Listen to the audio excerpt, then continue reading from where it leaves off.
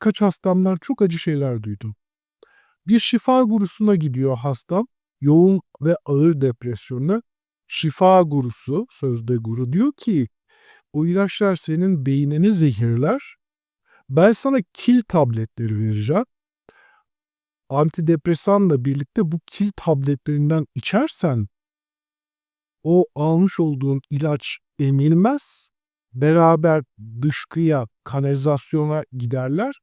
Bu sayede beynini antidepresanın zehirleyici etkisinden kurtarmış oluruz. Sonra bana geldi hasta. Hocam ne diyorsunuz dedi. Dedim konuştuğumuz kişi kim? Herhangi bir eğitim var mı? Kendisi dedi çok ünlü bir enerji uzmanı.